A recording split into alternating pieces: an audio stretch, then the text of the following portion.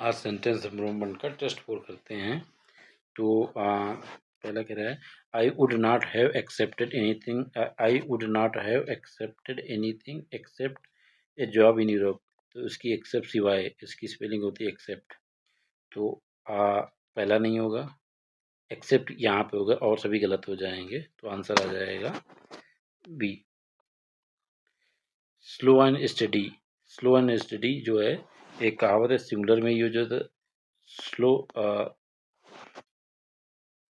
Slow and steady wins the race, ये correct है, इसमें कोई ग्रामेटिकल एरर नहीं है। तो नो, आंसर आ जाएगा ए।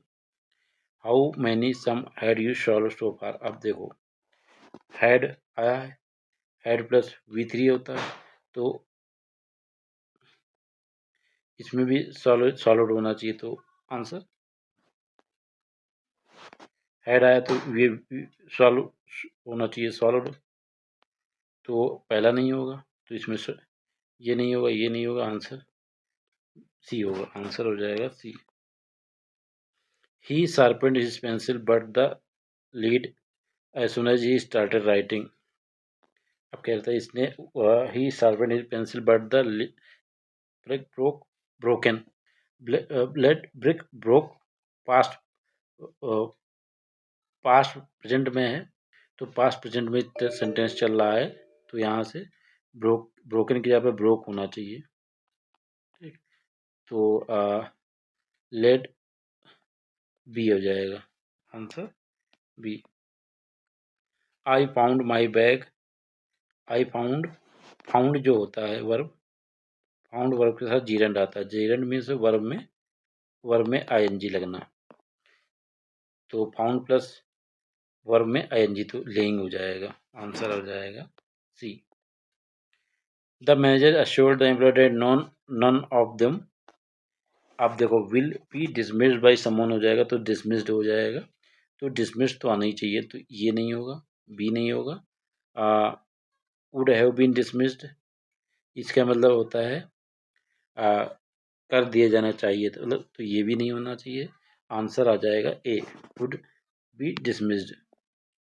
Each of the naughty boy. अब देखो सब्जेक्ट हमारा सब्जेक्ट है ईच, ऑफ के बाद जो है सब्जेक्ट नहीं आता है, तो ईच के साथ सब्जेक्ट क्या आ जाएगा, ईच माने प्रत्येक, तो वाज आएगा इसके साथ, तो was punished by the principal, was punishing नहीं होगा, वाज पनिश्ड हो जाए, तो आंसर डी आएगा।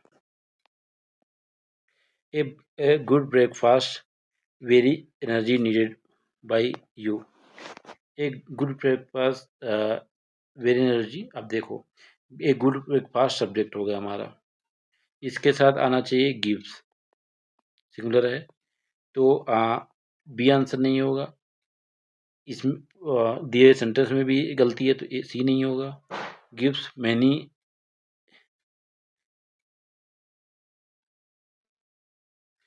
मैनी एनर्जी नहीं होता है, gives all the energy needed by you, तो आंसर आ जाएगा A. If you are in trouble Tom is the friend who. यदि आप कंडीशनल सेंटेंस कहते हैं, अगर सिंपल प्रेजेंट में स्टार्ट होता है, तो इधर विल यूज होगा, तो Tommy is the friend who will stand by you, stand with you, who will stand by means होता है मुश्किल समय में कोई खड़ा रहना। People in north India. अब देखो हमारा सब्जेक्ट क्या है, प्यूपिल, प्यूपिल क्या होता है, प्यूरल होता है, तो डज नॉट नहीं आना चाहिए, तो हमारा सी गलत हो गया। Are not knowing, does not तो होगा ही नहीं, तो डू नॉट नो आ जाएगा, तो आंसर आ जाएगा डी। टेस्ट को सबमिट करते हैं।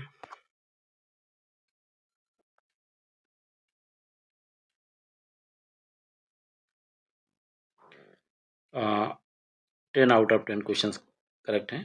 Thank you.